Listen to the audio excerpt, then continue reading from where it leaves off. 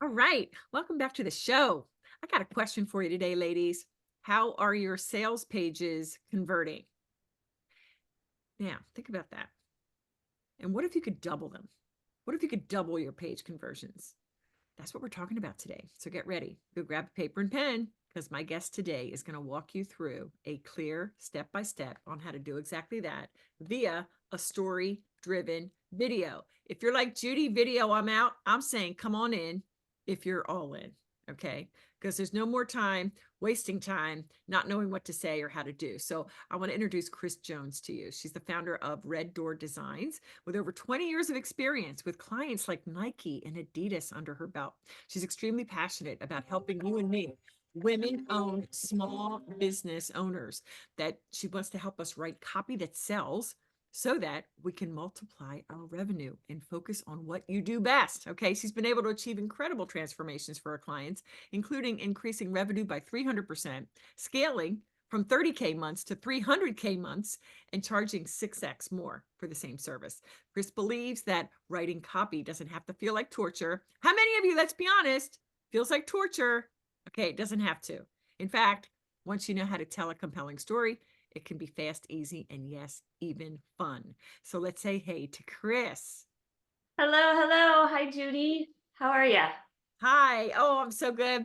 We talked offline. I'm so excited about this topic. I've never really dove into this before, the video aspect, how important that is for sales pages. But before we dive into that substance, I first want to give you props, sister. I saw you're on the cover of Exeleon's Innovative Women Leaders, Leaders to Follow edition. And it's like a huge congrats. So I'm Thank always you. curious, if you don't mind, before we talk about sales pages and copy, would you tell us how that opportunity even arose for you? Yeah, I wish I had a better answer other than they approached me and asked Hmm. me to if I'd be willing to do that. And I said, of course. Yeah, yeah. So it was a huge honor. Their team is so skilled, both from a writing standpoint and a design standpoint. So I felt really confident in accepting that offer. And it's just been a delightful kind of feather in my cap, if you will. Just Um, beautiful. featured. Yeah. Yeah, thank you. There's nothing better than just doing your thing and you get recognized and called out. So brava. That's amazing. All Thank you. right. I want to talk about something that you mentioned in your pitch for the show, a bit of your own backstory of kind of struggling with anxiety and self-worth. Could you tell us a little bit about that? Oh, yeah. Well, I've had anxiety kind of off and on throughout my life. I think I was born with anxiety basically, and so I didn't really know what life was like without it. And as a young child, started to have panic attacks. Again, I didn't know what they were. There was no language in my world around what they were. I just thought, oh my gosh, my body is like freaking out on me, and I don't know what this is, but I know I want to keep it a secret and hide it and not let anybody know what's going on. And I didn't even tell my parents about it, which I guess I don't know why. It wasn't like they weren't people I could go to, but I don't know, it was in a time I think that they would have probably thought that that was weird, or they wouldn't have known what to do. And so I just kind of I muscled my way through it, and I I would especially have panic attacks when it came to visibility. And so I really charted my life around how can I, earn money and be invisible at the same time. So I just thought of myself like, how can I hide in a cubicle?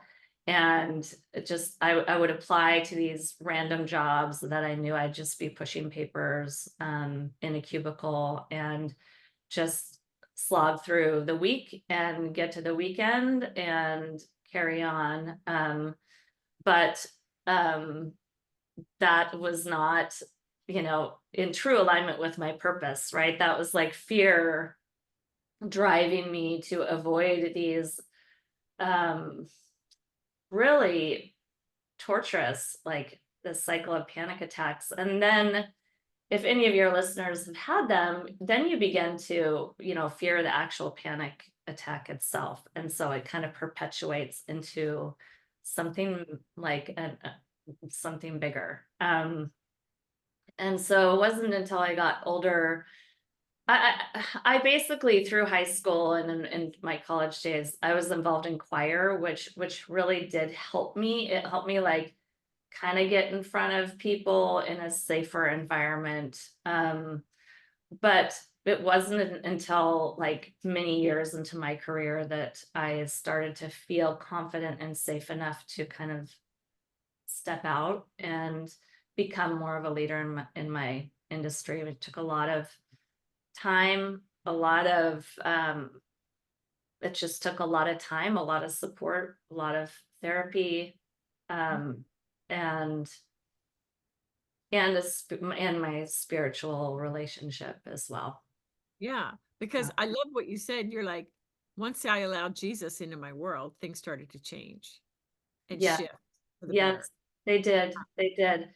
So a good friend of mine as a child, her father was a preacher, Hmm. and he's actually a pretty well-known preacher, Joe Aldrich, if anybody knows of him. He has passed away now, but that family really took me under their wing and started taking me on trips with them to Bible camps. And that introduced me to the world of, Jesus and inviting Jesus into my heart. And I went through that process and kind of began my relationship at that point in my life. But it wasn't until I got older that I really started to initiate and forge my own relationship with him. I would say in my 20s, I started really dedicating time to showing up at church and meditating and praying and asking for help, which is, I think we often forget to ask for specific help, and we can't be helped if we can't ask for it, really. And so that's become just a daily practice for me. I wake up and I ask for protection. I ask for help. I ask to essentially be a source of good and create a positive ripple effect out beyond me. Mhm. I ask God every day, like, how can I show up and serve more people and receive abundantly for it? Yes, I love that. I love that. We have not because we ask not. So, I'm all about like living the faith. Otherwise, we're a bunch of hypocrites. Like my life verse is Ephesians 3:20. Either I believe that Jesus is able to do immeasurably more than all we can ask or imagine, or I'm just a liar. So that is a convicting question I ask myself every day. Am I acting like I believe that he can do anything? So thank you for sharing that. And by the way, I suffered from major panic. I was agoraphobic for a time. As I was graduating law school, I felt so much pressure. And so it was just, yeah, it's hell when you're in the midst of it. Really, truly is. Yeah. Yeah. All right, we're going to switch to talking about copy and specifically sales pages. So tell us what we need to know. You might even want to just start with the basics and then layer on this element of this storytelling video. Okay. So I love talking about this stuff. I love stories. So I've been doing the work that I'm doing 23 years, and it's gradually narrowed itself, interestingly enough. Really, I've really honed in on story because that's the one area of business that you can get the most bang for your buck. When you take the time to get your story right, you can do it once and then repurpose it forevermore in every area of your business, video being one of them. So what I do for my clients is I help, together we craft their signature story. And the reason it's so torturous for us to write copy for ourselves is because we are just so close to our own business. We're so close to it. It's like being inside of a bottle and trying to read the label of that bottle from inside. You can't get the perspective that you need in order to write clearly and simply in a way that really connects. So that means that not only do we struggle to write, the copy that we write often can be too wordy or off the mark or be cluttered.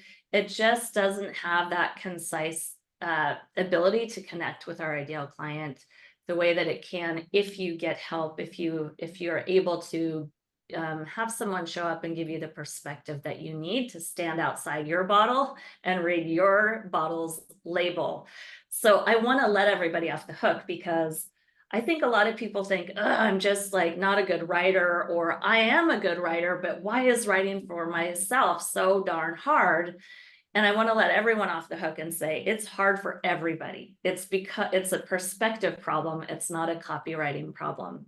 Ooh. And yeah, yeah. I love that. I'm sorry. I as a coach, I helping my clients put their offers together and those scaling, let's really elevate that and really like niche down or get really specific with like a mic drop moment. That's it.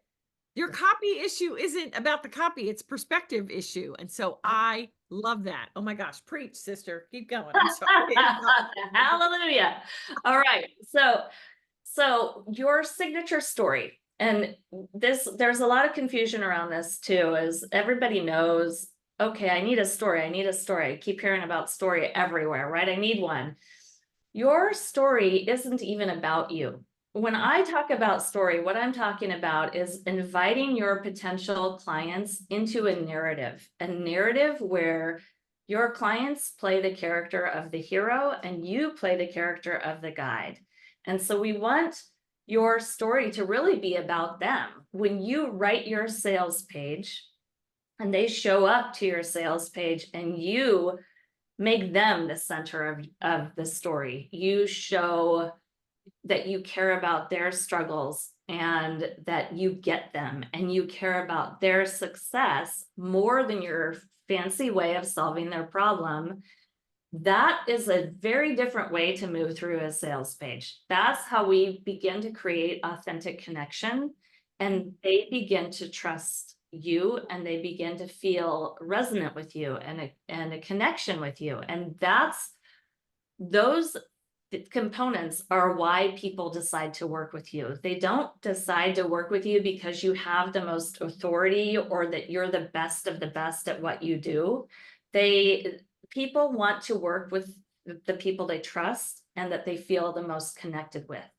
And so using story is the most effective way to cultivate that connection, that resonance, that trust that has to happen in order for them to take that next step, which is book a call with you, buy your course, whatever it is you want them to do. Yeah.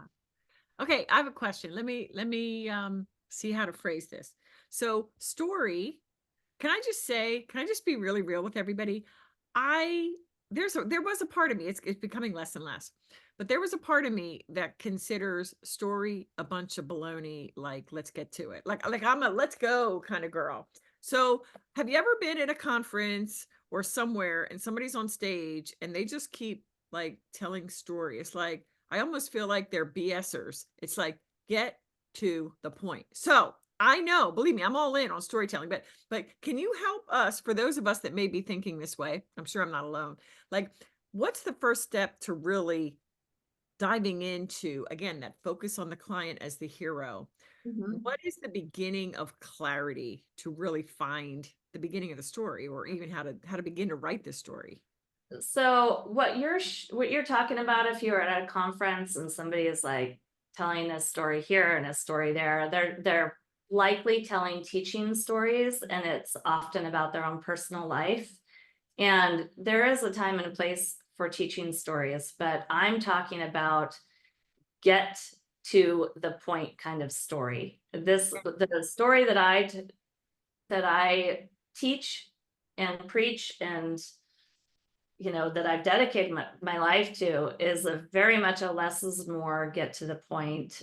People are overwhelmed with information, and I think of story the way that I use it as a filtration device. It Mm. filters out the noise, it filters out the clutter, and it only keeps the most essential parts of the story that really do the heavy lifting for you, of selling for you. And that's the story I'm talking about.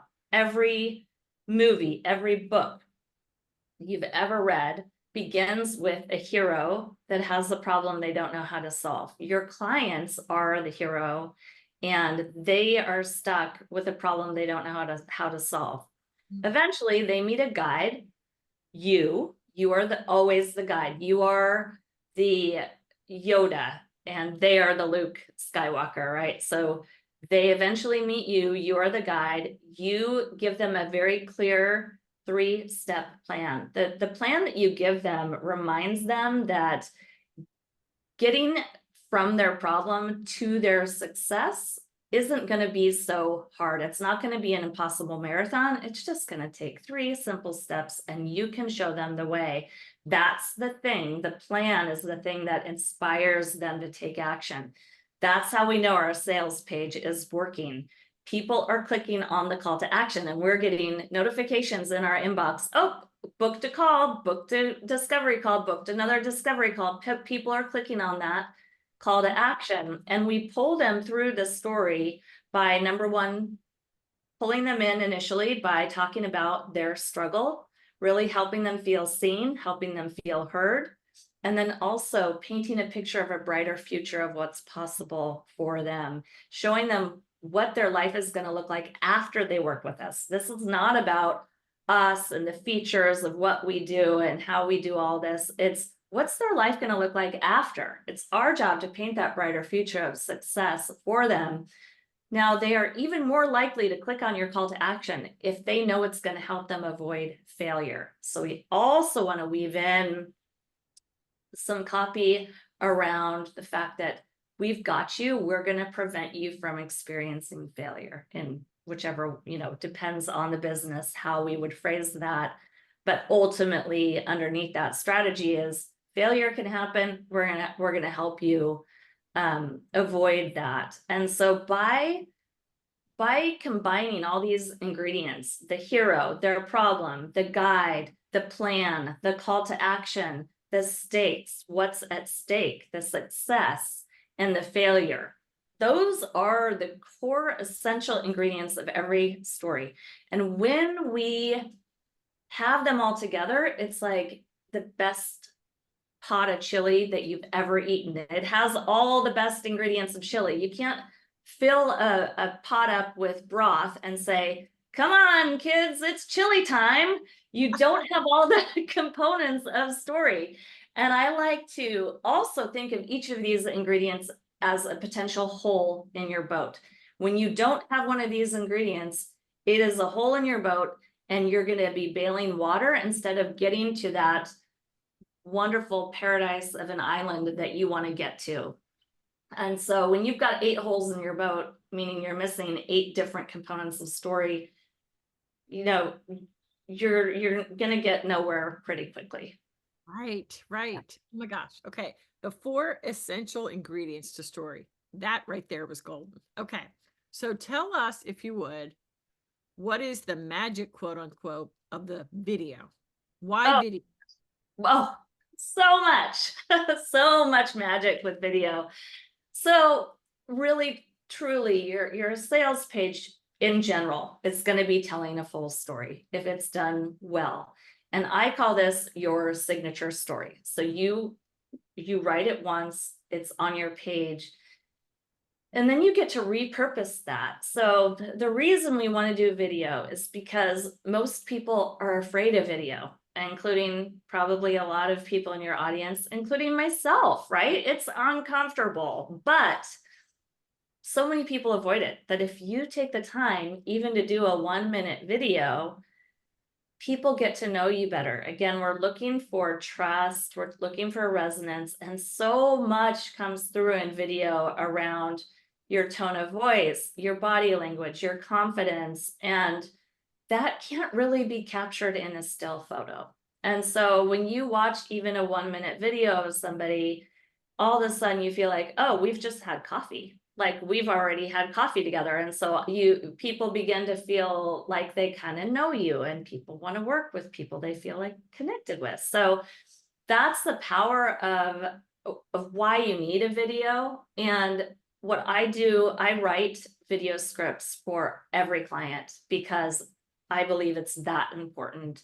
And I have guidance and ways of helping you record the video that doesn't feel so painless, that doesn't feel Hmm. visually like you're reading a script and your eyes are going from the left and the right on the camera. Like, we don't want that. And there are some really incredible free tools out there, that teleprompter tools that really help ease the discomfort of it. But the reality is, the video in and of itself, let me start by saying this: your signature story is like an accordion. It's Hmm. got a longer length. And the longer length might be a long format sales page. It's got a very short version of it, and that might be your elevator pitch, or what I call your one liner. It's like your story in 2 sentences. This is the version of your story, still the same as your signature story. It's just shorter. That would go into your social media profiles. It would go in your LinkedIn banner. I like my clients to put it in their email signature. So every time they send an email out, it's there right below their name, reminding people of the problem that they solve and the transformation that they provide. That would be the one liner. And then, like, a medium version of your signature story would be in your video script, or your video on your sales page or your homepage. And it follows the same framework that I just walked you through. It begins with a hero that has a problem. That hero meets a guide. So you introduce yourself. The guide doesn't show up until about a third of the way through the narrative. We're really inviting them into a narrative here. So you're introducing yourself as the guide, and you're positioning your service as the solution to their problem by giving them a simple 3-step plan that calls them to action, really inspires them to take action. I mean, the action, clicking on that call to action, is irresistible to them when it's done well. And then really reminding them of the success that can happen if they partner with you, that you can help them achieve, and reminding them as well that you're going to help them avoid failure. So it's really just a shorter version of the longer story that's on your sales page. And Mm. that's why it's so powerful. People need to hear things around 7 or 8 times to really absorb them and commit them to memory. And so we want, beating the same drum over and over and over and over again is lazy in many ways. It's also the most strategic thing that you can do. And that's why I love it. It's less is more. And when you're consistent in all your messaging and beating that drum, that same drum, people begin to really remember you. They remember what you're all about. And then you're top of mind when they're struggling with that problem. And also they just get a sense of, oh, you know your stuff. Like, there's so many people online that are all over the place, that when you hone in on your story and you just beat that drum, it really builds a lot of trust to repeat it. So good. And I couldn't agree more. Like, I think that was one of my hangups, that I keep repeating the same thing. I've got to change it up. Well, actually, that's not good, because our people are coming in at different times in different places, and we need to be consistent, and, all of that. So that's so good. So I always like to anticipate my listeners' questions. Okay. And so I would think that they're like, okay, I've heard this before, kind of, sort of. I like what Kris is saying. Um, but my person has lots of problems, like lots of problems, right? And often what they think is the problem, we know isn't really the problem. Like, my clients think they need more leads. My thing is, wait a minute, like, if you got a bunch of leads, would you know what to do with them? Like, are you really standing in your authority and power and, all of that? So is there some sort of, like, little secret, I don't like the word hack, but maybe to, like, get started to really drill down on, if I do help them solve all these problems, how do I pick one? Yeah. Yeah. Number one, we always want to meet them where they are. And so we want them to feel like, oh, she gets me. She understands my problems. So you kind of want to, even though the real problem is something different, we really want to kind of keep that in your back pocket, and meet them where they are, the problems that they think they have. And a good way to hone in on this is I have a freebie actually that can help you with that exact thing. Um, it's called How to Write Compelling Copy in 5 Minutes Flat, and I'll give you the link a little bit later. But it's a great way to just brain dump what are the problems that they have, what's keeping them up Mm. late at night, and you do not have to pick only one. Oh, okay. Yeah, yeah. So, I mean, they usually people have a few problems at the very least, and you can hone in on them. I like to share 3 to 5, sometimes more. Um, Okay. I'm very much a less is more person, but in the problem section of your sales page, um, that's the one area that I think it's more important that they're nodding their head and they're going, oh my gosh, she really gets me and the nuances of my struggle, that it's worth having multiple bullets there that kind of really nail Mm. the things that they're waking up about in the middle of the night. Okay. Yeah, Gotcha. Gotcha. yeah. Okay. Now I have a kind of out in left field question. Okay. So a VSL, video sales letter, that I think that what I kind of think of Russell Brunson with his, funnels. So is this different than that? I'm thinking yes. Yeah, I mean, this is really, it's less salesy. It's more relationship oriented. It's more story driven. Um, it's not like going to a car sales lot and having someone give you a spiel. It's really, again, it's like creating a narrative that invites your customer in so they can see themselves in the story and they can understand that you're the guide in the story and that you can really walk them to a place of major success. Mm. It's softer, it's more authentic. It's really a way for them to get to know you, but it's also an important way to show them that you really care about their struggles and that you understand their struggles and that you also are really reminding them of what's possible for them. So it doesn't feel salesy, which is why I don't even, I wouldn't even give it that term, video sales letter. I just think of it as like a shorter version of your story where you're really introducing yourself as the guide and you're positioning your service as the solution to their problem. I love that. And I knew it was different. I just wanted you to help me be clear what it is and what it isn't. So that's so cool. You mentioned this freebie, writing compelling copy that sells in 5 minutes flat. Would you mind telling us just a bit about that? And I'm going to drop the link in the show notes.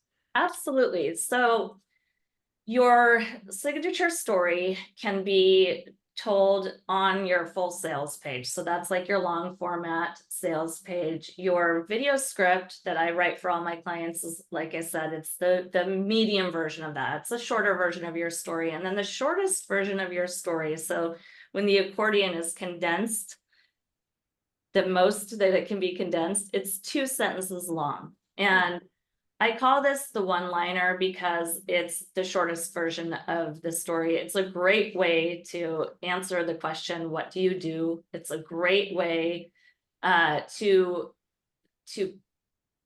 what I want you to do is take this copy and put it into your social media profiles and also put it in your email signature. So you, not only do people start recognizing this and reading it over and over again, but most importantly, you start remembering it. I want Mm. you to print it out, put it on the wall, memorize it. So when people ask you, what do you do? You're not fumbling around trying to like find the words to do so. And anybody who knows, anybody who answers that question clearly, concisely, with confidence, they've actually written it out ahead of time and memorized it. And then it becomes, after a handful of times, effortless.